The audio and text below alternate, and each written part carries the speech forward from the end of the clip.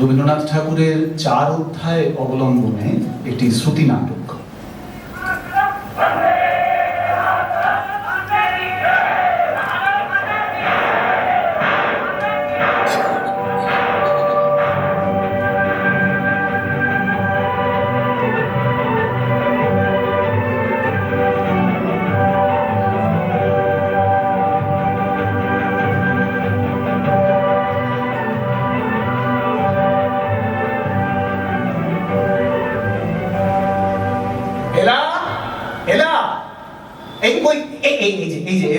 শোনো শোনো, হঠাৎ একটা কবিতার কথা মনে পড়ে গেল, বুঝেছো? কিন্তু কোথায় যে পড়েছি কিছুতেই মনে করতে পারছি না। তাই এই সন্ধ্যায় অসময়ে বলতে পারো চলে এলাম তোমার কাছে। বাবা, এমন ভাবে ঘরে ঢুকলে মনে হলো না জানি কত জরুরি। বল শুনি। হ্যাঁ, পথটা হলো প্রহর শেষের আলোয় রাঙা সেদিন চৈত্র মাস, তোমার চোখে দেখেছিলাম আমার সর্বনাশ। পারলাম না। কোন নামজাদা কবি নয় নিশ্চয়ই? তোমার কেবলই পাগলামি। হ্যাঁ, তা বলতে পারো। সেই চৈত্র মাসের বারবেলা থেকেই তো আমার পাগলামি শুরু। কিন্তু এই কি জামা পরে এসেছো তুমি? কেন? জামার সামনেটা এই যে বাঁকাচোরা ছেঁড়ার দাগ, নিজে সেলাই করেছো তার বিজ্ঞাপন? ভাগ্যের আঘাত যে বুক পেতেই নিয়েছি, এটা তারই পরিচয়। কেন এমনই দুর্ভাগ্য তোমার যে ওই একটা ছাড়া জামা নেই? একসময় তো ছিলই, অনেকগুলো ছিল। তখন ছিলাম বিত্তবান। তারপর তো স্বদেশীর ডাক এলো তোমার আহ্বানে। বন্যায় ভাসলো দেশ।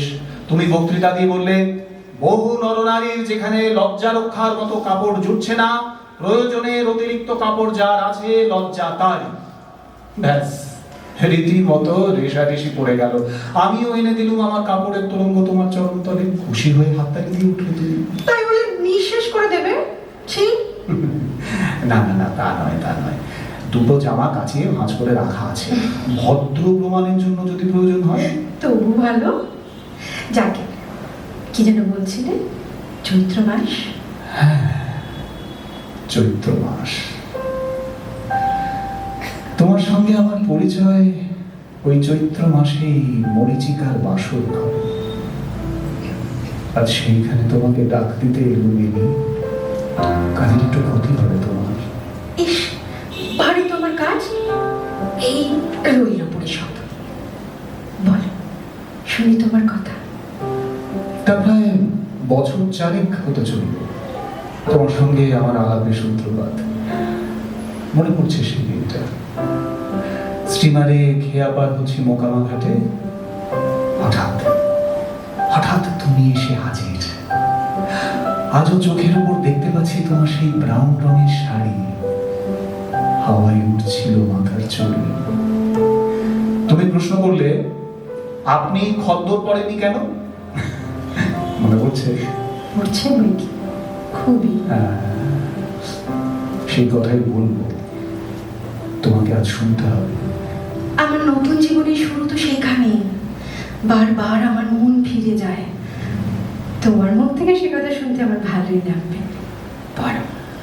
তোমার গলার সুরটি শুনেই আমার সারা শরীর চমকে উঠল। মনের মধ্যে এসে লাগলো যেন আলোর ছটা, যেন আকাশ থেকে কোন এক অপরূপ পাখির ছোঁ মেরে নিয়ে গেল আমার চিরদিনটাকে।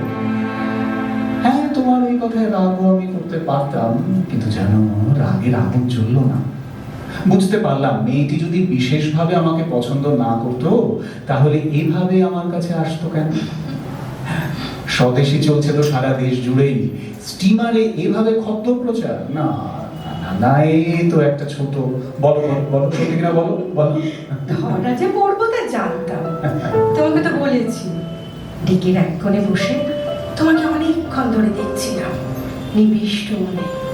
মন বলে, কোথা থেকে এলো এমন মানুষটি? শ্যাওলের মধ্যে যেন স্থলবদ্ধ। তখনই মনে মনে পণ করলাম, এই দুর্লভ মানুষটিকে টেনে আনতে হবে। কেবল আমার নিজের কাছে নয়, আমাদের দলের সকলের কাছে। আমার দুর্ভাগ্য, তোমার এক বচনের চাওয়াটা চাপা পড়ে গেল ওই বহু বচনের তলায়। উপায় ছিল না অন্তু। তুমি আসবার আগেই যে আমি শপথ করে বলেছি, আমার একলার জন্য কিছুই রাখবো না। দেশের কাছে তো আমি বাগদত্তা। পণ রক্ষা? পণটা যদি ভাঙতে এলা তবে সত্য রক্ষা হতো।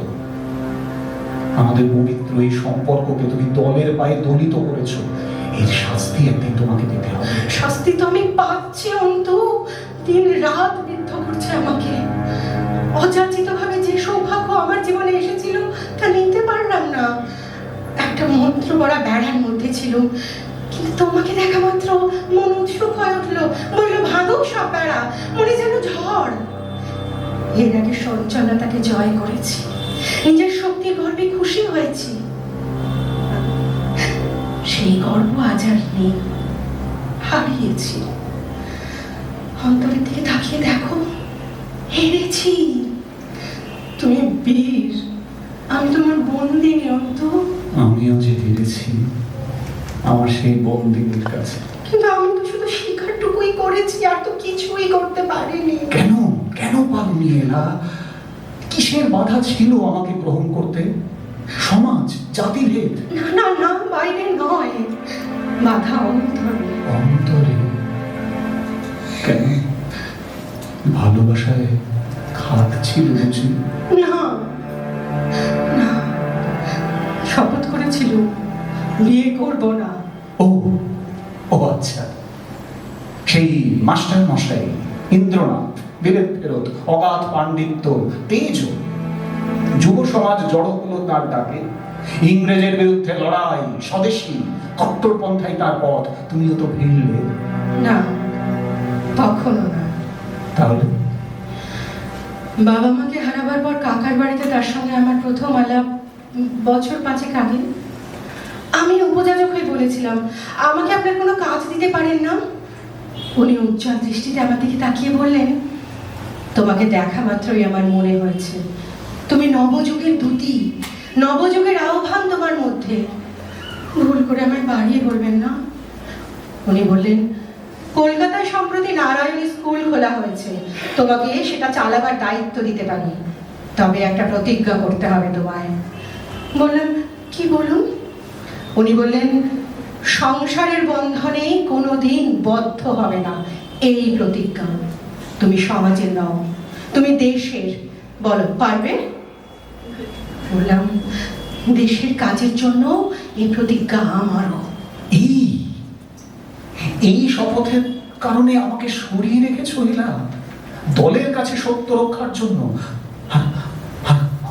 আমার সত্যটা কাছে এসেও তুমি অনাগত থাকবে, আর আমি শুধু আত্মসুরে ডেকেই যাব, চাই চাই তোমাকে, চাই এলা।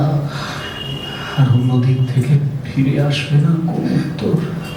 আসছে না, আসছে না ফিরে অন্ত। আমি কথা তুমি বলতে পারলে? কতবার বলেছি, চাই চাই তোমাকে, চাই। তোমার বেশি কিচ্ছু চাই না এই জগতে। যে সময় দেখা হলে শুভ দৃষ্টি সম্পূর্ণ হতো, ভাগ্যে দেখা হয়নি সে সময়। কেন এলা? তুমি যে কারো মতো নও অন্তু, মস্ত তুমি। তফাতে আছি বলেই দেখতে পেলাম, বুঝতে পারলাম সেটা। তুমি সামান্য আমি, আমাকে নিয়ে তোমাকে জড়িয়ে ফেলার কথা কল্পনা করতে ভয় হয় আমার। তোমার নিজের চেয়ে তোমাকে আমি বেশি জানি অন্তু। আমার আমার আদরের ছোট খাঁচায় দুদিনও তুমি ছটপটিয়ে উঠতে। তখন জানতে পারতে আমি কতটা গরিব। তাই আমার সমস্ত দাবি তুলে নিয়ে সম্পূর্ণ মনে সঁপে দিয়েছি তোমাকে দেশের হাতে। দেশের কাছেই হোক আর যার কাছেই হোক, তুমি সঁপে দেবার কি? তুমি সঁপে দিতে পারতে তোমার মাধুর্যের দান, যেটা যেটা তোমার একেবারেই নিজের। কিন্তু সেটা না করে তুমি আমার স্থান করে দিলে তোমাদের ওই দলের খাঁচায়। ওখানকার সরকারি কর্তব্য পথে ঘুলি উঠছে আমার জীবন স্রোত। সরকারি কর্তব্য? হ্যাঁ হ্যাঁ, সরকারি কর্তব্য। তোমাদের স্বদেশী কর্তব্যের জগন্নাথের রথ। নেতা বললেন, সকলে মিলে মোটা একখানা দড়ি কাঁধে নিয়ে চোখ বুজে টানতে থাকো, এটাই কাজ। ব্যাস, হাজার হাজার ছেলে কোমর বেঁধে ধরলো দড়ি, কত পড়লো চাকার তলায়, কত হলো চিরজন্মের মতো পঙ্গু।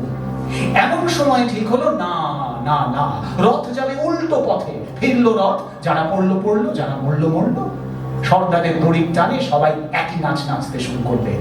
কিন্তু এলা গোড়াতেই জানা উচিত ছিল মানুষ বেশিক্ষণ পুতুল নাচ নাচতে পারে না। মানুষকে পুতুল বানালে কাজ সহজ হয় এটা মনে করা ভুল। আমার ভেতরকার শক্তিটাকে যদি তুমি বুঝতে এলা, তাহলে আমাকে দলে টানতে না, বুকে টানতে, বুকে। অন্তু, গোড়াতেই কেন আমাকে অপমান করে তাড়িয়ে দিলে না তুমি? কেন আমাকে অপরাধী করলে? সে তো তোমাকে বারবার বলেছি এলি, তোমার সঙ্গে মিলতে চেয়েছিল। দুর্জয় সেই লোভ, প্রচলিত পথটা বন্ধ ছিল, তাই মরিয়া হয়ে জীবনপণ করলুম বাঁকা পথে। আর তাতে তুমি মুগ্ধ হলে। আর আজ আমি বুঝতে পেরে গেছি আমাকে মরতে হবে এই রাস্তায়। তখন আর তুমি আমাকে দু হাত বাড়িয়ে ডাকবে তোমার শূন্য বুকের কাছে, দিনের পর দিন, রাতের পর রাত। তাই পড়ি তোমার অন্তু, অমন করে বলো না। কি জানো তোমার এই ছিপছিপে সুন্দর দেহখানিকে মনে মনে সাজিয়েছি কত। ভেবেছি তুমি আমার সঞ্চারিণী পল্লবীর লতা, সুখে দুঃখে তুমি আমার সব। তাই তো তোমার উপরে এত বিশ্বাস আমারও। কোনো মেয়ে কোনো পুরুষকে এত বিশ্বাস করতে পারে না অন্তু। ভয় তোমার সঙ্গ। তাই ভাবি, সময় যখন ছিল তখন সব বাধা দূর করে তোমাকে ছিনিয়ে নিয়ে যেতে পারিনি কেন? এখন কি মনে হচ্ছে জানো এলি? এই মুহূর্তে মনে হচ্ছে বজ্র বন্ধনে চিপে ধরি তোমাকে, তোমার পাঁচরের টন করে উঠুক।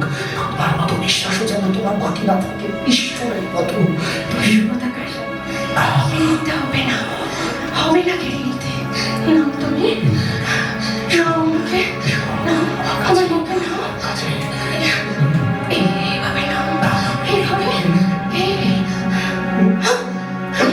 কি হলো? ওকে, ও যে দেখতে পাচ্ছ, জানলা দিয়ে নিচে দেখো, মধু আসছে। আমি একদম সহ্য করতে পারি না। ও ক্লে থাকতো, পুরো ড্যাবা চোখ দুটো লাগাইতে হয়। ও আমাকে অপমান করে। ওকে ভ্রুক্ষেপ করো না এলা, উপেক্ষা করো। ওর ভেতরের চেহারাটা আমি দেখতে পাই অন্তু, কুৎসিত অক্টোপাস জন্তুর মতো। আমার মনে হয় কেবলই চক্রান্ত করছে। ওর ওই আটখানা চটচটে পা বের করে ও আমাকে একদিন অসম্মানে ঘিরে ফেলবে। আমার তোমার জন্য ভয় হয় অন্তু। আমি জানি ওর তোমার উপরে ভীষণ ঈর্ষা, সাপের ফড়ার মতো ফুসফুস করছে। ও এই বাড়ি থেকে আচ্ছা ঠিক আছে ঘাবড়াবার কিছু নেই। আমি বলছি এলা, তুমি ভেতরে যাও, তুমি যাও। আমি নিচে গিয়ে ওকে সামলাচ্ছি, তুমি যাও, কিচ্ছু হবে না, যাও। কে ওখানে? ও অখিল, এসো। আচ্ছা, একটু আগে বটু এসেছিল, এটা কি চিঠি? কার চিঠি? আমার? আচ্ছা দাও, দেখছি। ঠিক আছে, তুমি যাও। এটা তো লাল কাগজে লেখা চিঠি, মানে তো ডেঞ্জার সিগন্যাল। কি লেখা আছে দেখি তো? এলার বাড়িতে আর নয়, তাকে কিছু না জানিয়ে এই মুহূর্তে চলে এসো। এই মুহূর্তে কোনো বিপদের ইঙ্গিত নাকি? এলা ওপরে, আমি কিছু জানাবো না ওকে।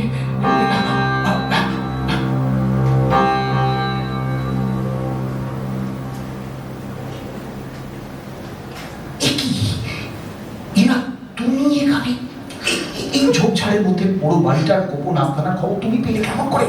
পেয়েছি যেমন করেই হোক। আমি আর পারলাম না থাকতে হতে, কিছুতেই পারলাম না।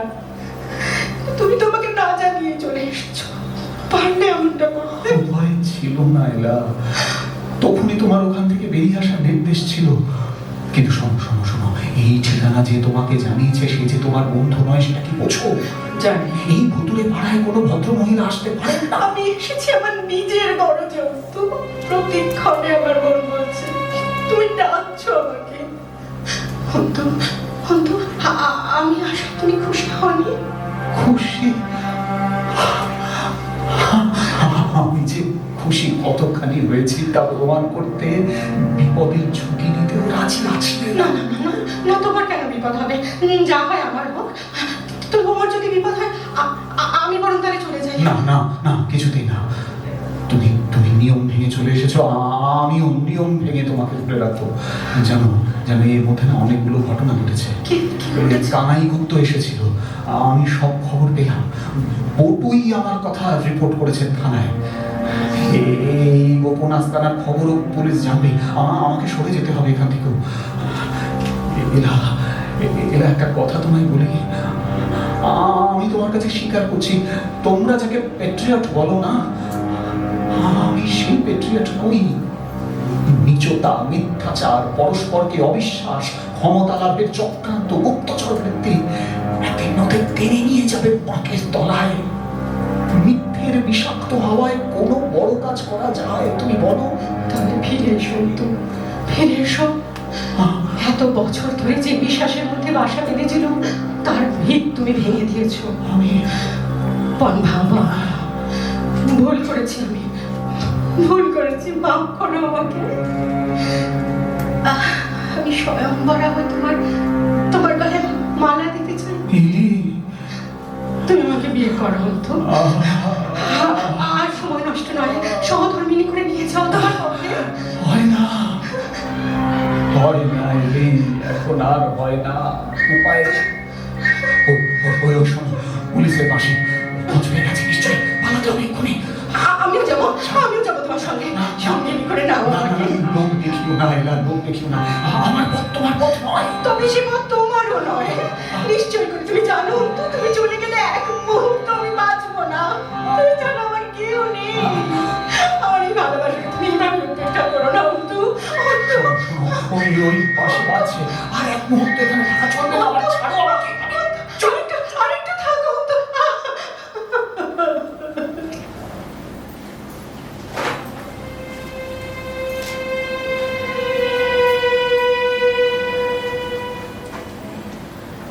কি অন্তু, তুমি হঠাৎ এলে কেমন করে?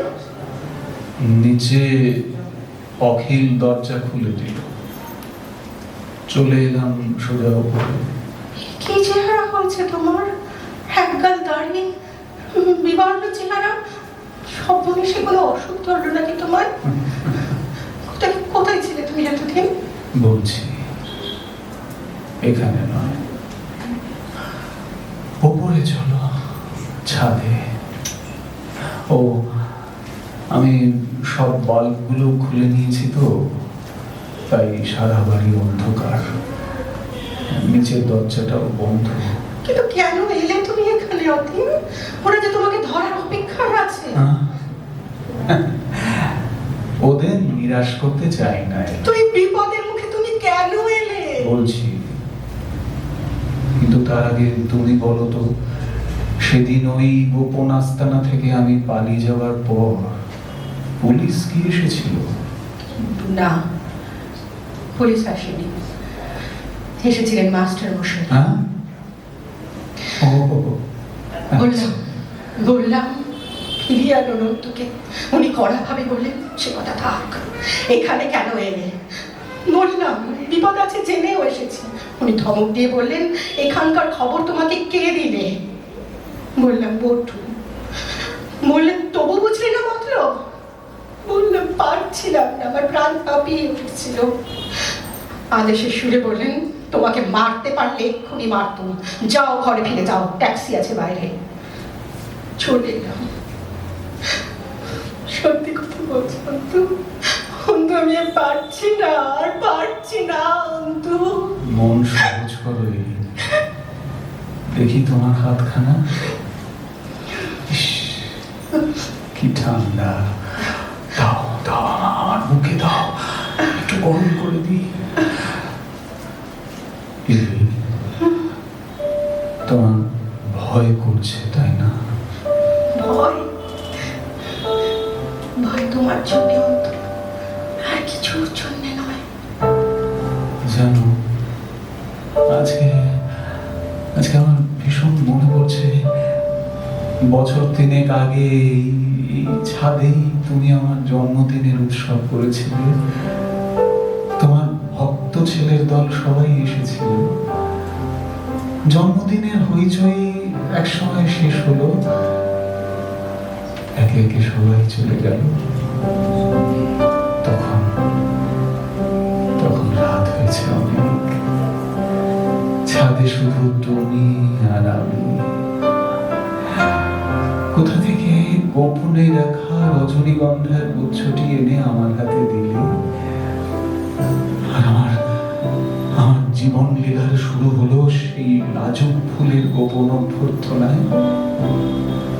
সেদিন প্রথম তুমি আমার গলা জড়িয়ে ধরতে বললে এই নাও জন্মদিনের উপহার। সেই পেয়েছি প্রথম চুম্বন,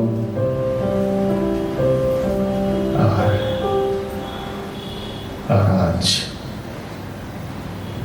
আজ দাবি করতে এসেছি শেষ চুম্বন। কে ওখানে? দাঁড়াও দাঁড়াও, আজ যাচ্ছি।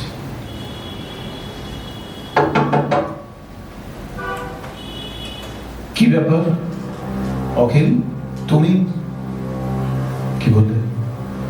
নিচের দরজায় ধাক্কা মারছে, দরজা ভাঙবার চেষ্টা করছে। শোনো শোনো শোনো, ভয় নেই অখিল, দরজা ভাঙবার আগেই না তাকে ঠান্ডা করে দেবো। তুমি যাও। কি হলো অন্তু? ওই অখিল এসেছিল, চলে গেছে। আমি ভেতর থেকে দরজা বন্ধ করে দিয়েছি। আর সেই লোকটা? তাকেও দিয়েছি ছেড়ে। সে ভাবছিল কাজে ফাঁকি দিয়ে আমি বুঝি গল্পই করছি কেবল। আচ্ছা, আমাকে তোমার ভয় নেই এলা? তোমাকে ভয়? কি যে বলো। আমার হাত থেকে তোমাকে বাঁচাবে কে? নাই বা বাঁচাবে। একদিন যারা এসেছিল এলাদির দেশ ভাই, ভাই ফোঁটা দিয়েছো যাদের কপালে প্রতি বছর, তুমি কি জানো তাদেরই মধ্যে কথা উঠেছে যে তোমার বেঁচে থাকা উচিত নয়। তাদের যে বেশি অপরাধ করেছি আমি? কি অপরাধ? অনেক অনেক কথা জানো তুমি, অনেকের নাম ধাম। চাপ দিলেই তো বেরিয়ে পড়বে, তাই না? কখনো না। একটা খবর পেয়েছি, আজ ভোর রাতে পুলিশ আসবে তোমাকে ধরতে। জানতাম পুলিশ একদিন আমাকে ধরতে আসবে। কেমন করে জানবে? কাল বটুর চিঠি পেয়েছি, ও তাতে লেখা। তবে সে আমাকে বাঁচাতে পারে যদি আমি তাকে বিয়ে করি। তুমি কি জবাব দিলে? ওই চিঠির উপরেই লিখে দিলাম পিশাচ, আর কিছু না। জেনেছি সেই বটুই আসবে কাল পুলিশকে সঙ্গে নিয়ে।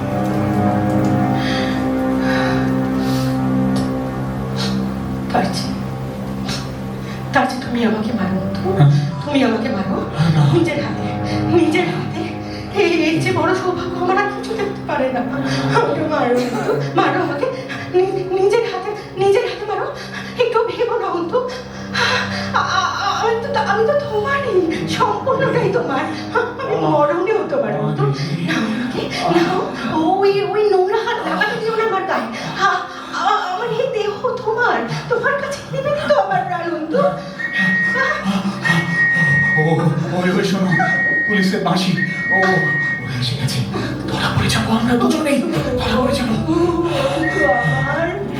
আমার রাজা, আমার দেবতা, ওকে যে কত ভালোবেসেছি আজ পর্যন্ত সম্পূর্ণ করে তা জানাতে পারলাম না। ভালোবাসা তো মারো, মারো আমাকে, আমাকে মারো, মারো। তোমার হাতেই হোক আমার মৃত্যু, তোমার কোলে।